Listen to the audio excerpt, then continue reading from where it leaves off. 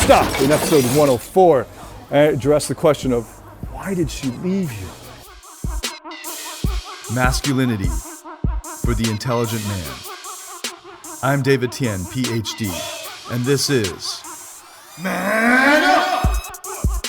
Hey, this is David Tian, Ph.D., and for the past 10 years, I've been helping tens of thousands of people in over 87 countries attain success in dating and relationships so that they can find love and fulfillment. And here I am in Shanghai at Tianzifang, and it's pretty nice here. Nice old door here, looking right into the sun, so I'm going to try not to squint as I do this. I've learned from yesterday not to just hold the phone while I do it because my arm's going to get tired, so I got this nice little thing, and I'll just rest my hand on it. Okay, cool. So Facebook group question from Tommy. Tommy's question. I'm going to answer Tommy's question, and I asked for clarification on it. I'll ask the basic question. How do you deal with the breakup when the person's not giving you an honest reason? Not only that, but she projects her own unhappiness towards you. And then he's got two questions, and then I asked for clarification on them. The first question is it because she's afraid of a reaction, or she just doesn't know herself why she loves you, but is just not in love with you anymore? Okay, so we gotta. So basically, he's like, is she afraid to tell you the real reason, or is it just that she's not in love with you anymore? That's question one. Question two, why do women feel the need to explore when they have a good, passionate, and stable relationship? Okay, two fair questions. Asking for clarification, and it was 9 different comments to get the clarification, and a really long comment that was very illuminating. I'm just going to read out the most important parts. So, why do you think she's not giving you an honest reason, I asked, and he replied. He invited her for a coffee a few days after the breakup so we could talk about it. She says that she misses the times where she can just wake up and go on a road trip or a bike ride, stopping wherever she felt like. And he says, I was always open for new adventures. She's the one who's always busy, tired, depressed, and stressed out with life. He says he has a lot of free time, was planning on a few trips, and was just waiting for her to go through her school rush. She said she thinks she's not ready for a stable life. She wanted a dog and wanted to buy a house in the countryside, but now she thinks she's not ready for that. She says she finds it hard to be with someone who doesn't have the same interest who doesn't have the same interest in being adventurous and open-minded and experiencing new things. But he says he is open and willing to discover her interest, blah, blah, blah. So you get this. It's like back and forth. People don't really know. Like, the words are relatively irrelevant in relationships, especially near the end of this breakup time. No one even knows why the fuck they're not interested anymore. One of the most important things about psychology, all of you need to learn, so not just Tommy, but everyone, is you got to respect psychology. So most of the world is really stupid about psychology. Like, you can be really smart with computers, with numbers, with whatever the fuck gets you money, right? But most of the world has never had education in the human mind, in why people think things, why people feel things. They don't understand people. They know how to work with. That's going by. Okay. They know how to work with inanimate objects. They know how to program shit that's not human, right? But in actually dealing with human beings, your schools have let you down. Your schools have never taught you this. Your fucking society has never taught you this. So you have to take it upon yourself if you want to kill it in life, to figure out people, figure out psychology, and respect emotions. So in other words, here's what people are going to do. They're going to sit across from another human being, a flesh and blood human being, and expect them to act like computers, like to be able to reveal the code that is causing the behavior. We're not even able to access our own fucking code. Okay, so self-awareness itself is a huge thing. Most people don't have it. Most people don't know why they feel something. Most people don't know why they think something. So they're just reacting to their environment or to their past, especially. So you're expecting this girl right now to tell you exactly why she's not interested in you anymore. The thing is, she doesn't even know why herself. So it's not even that she's lying to you. It's just that she doesn't know. And you don't know. You don't know what's going on either. And you're waiting for words to solve the issue. So now you're just giving us back and forth arguments. She says, I want to be adventurous. You say, I am adventurous. She says, I want to be adventurous. You say, I am adventurous. And you go nowhere with that. And all of this is just excuses. As you reveal, you know, in your heart of hearts, you know it already, as you reveal in the further down. Okay, so she agreed, but never made that much of an effort to help me understand. It doesn't matter, really. All of these are red herrings. They're not the real reasons. One day, she tells me she's thinking about someone else, obsessing really. And she says it made her realize she wasn't in love with me anymore. Okay, and then you say, the sad thing is you say, when I did everything that I could to maintain the attraction and happiness of the relationship, I never had any signs that things weren't working out between us. And that's just a lack of, it's just an ignorance around psychology. You're looking for these like logical, rational signs, and you're not going to get them ever. So here's the deal, right? She just fell out of love with you because that's how people are. They're looking for this feeling. They're like fucking drug addicts, right? They need the feeling, and if the feeling's not there, they fucking give up. So love is like, if you call love just purely a feeling, then you're always going to fail. It's always going to be bad. Why? Because emotions and feelings by their very nature are transient. They're ephemeral. They don't last by their fucking nature. So you got to realize that you have to commit to it. Otherwise, you're never going to have a lasting relationship. This girl obviously is not ready for a relationship, just as most people in the world are not. But it's unfortunate that you're the one down in this relationship. So she felt the feelings go away before you did. Based on what you're saying here, it could have been the other way around as well. I mean, if the feelings aren't there, that's a great reason to break up. Based on feelings. That's not a real reason. I'm being sarcastic there, in case you didn't pick that up. So she falls in love with someone else, obsesses over him. That's actually the symptom, right? So all of this other stuff is just to make you not feel bad. Because, I totally believe you. You're ready to go out and explore the world and have adventures and all this stuff. And that's just an example of her own rationalizations so that she doesn't feel so guilty in her conscience for dumping you for someone else. Especially after 5 years. You said you were with her for 5 years. You guys were together for 5 years. And then she feels like she's more into somebody else. That's normal. Hey, that's the rest of the world. Now, and here's the other thing. It's not specifically to Tommy, but I see this a lot going on in the group and in other groups on dating that I'm in. Guys like saying, "Oh, the world sucks because people are fat. Like girls are fat. So there goes my life." Right? Or like girls are girls are into their emotions. So if they fall out of love. Yeah, I mean, it's hard. It's hard to get into Harvard, too. So what the fuck are you whining about? It's hard to be a billionaire, too. So stop fucking whining and getting to work.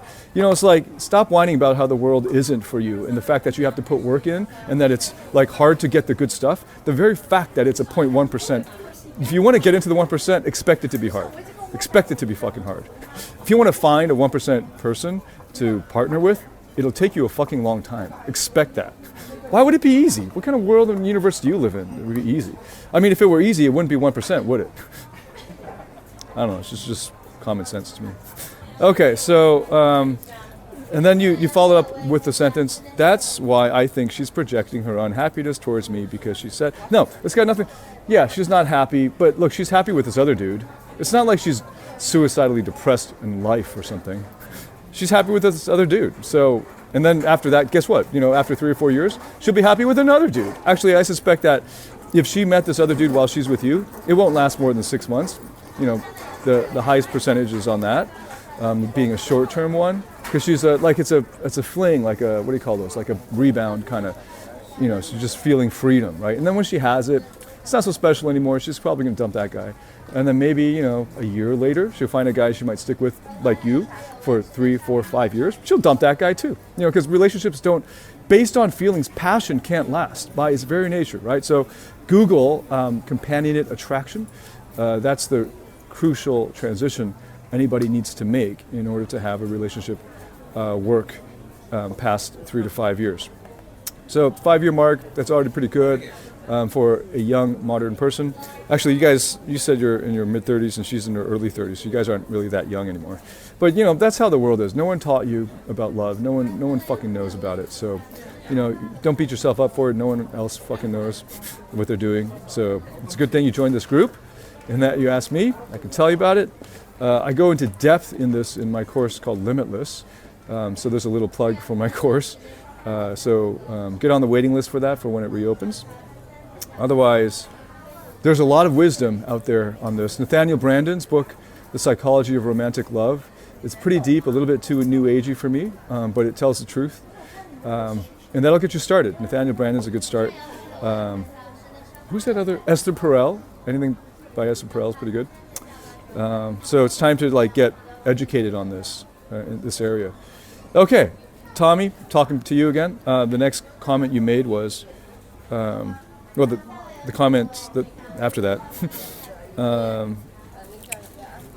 Okay, one big red flag, dude, is you said she's 32 and I have no idea how many long-term relationships she has had.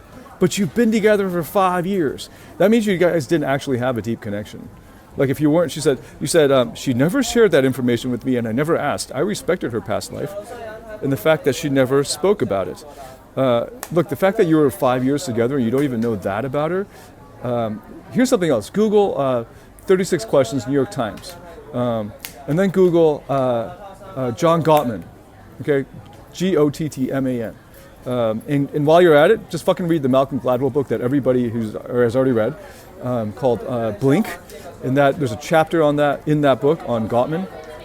So go and read that. It's got a lot about what you need to know about connection. Okay, deep connections.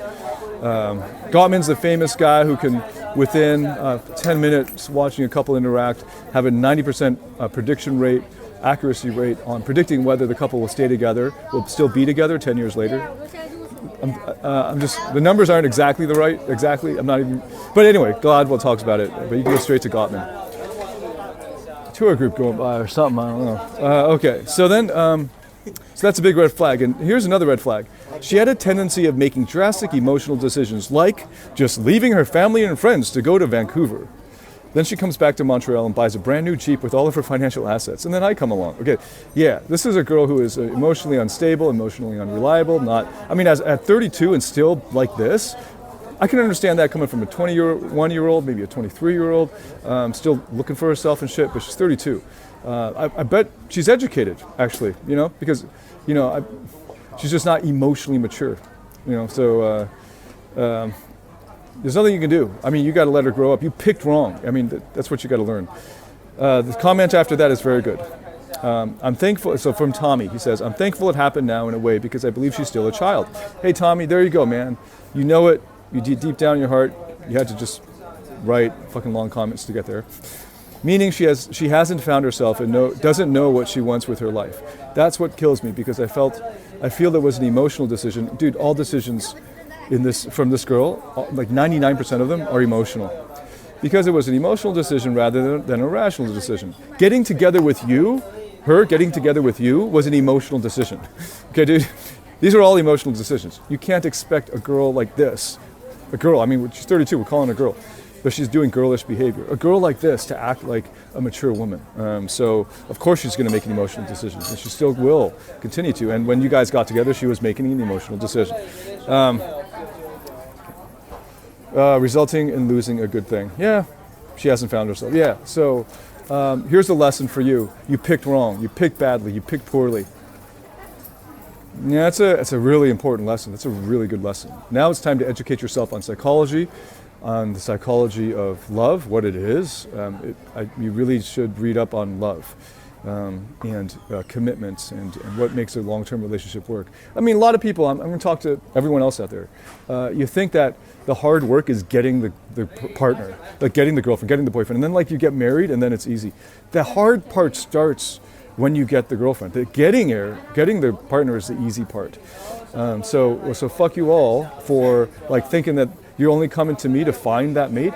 That's the first step out of 100 steps. So fucking respect the psychology, man. You haven't read Brandon, you haven't read Gottman, you haven't done your homework, it's like talking to a first grader in math when we're doing calculus, right? Bone up on the shit you should have learned, and it's not your fault, it's not your fault that society and your school system let you down. But if you want to succeed and find happiness in relationships, you have to take responsibility for yourself and go out and educate yourself. And there are a lot of resources on it. It's just that none of your friends will have read it. So give you some examples of starting points. Go to Gottman, go to Brandon, Nathaniel Brandon, go to Esther Perel. Those are good places to start.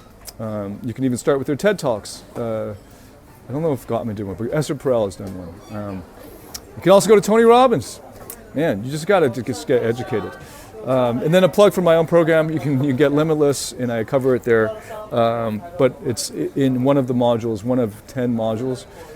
It's time to learn about this, and at some point soon, maybe in the next year or so, I'll be putting out a relationship program, but still got a lot to learn before I feel confident and comfortable putting out a full, 50-hour program on that. So most of it will be borrowed from other research. I mean, that's one of my strengths, is to collate research from other sources, the top research, finding the best sources and research, and then distilling it into applicable information that's relevant to you right away and showing you how to use it right away. So anyway, that's a plug for future product.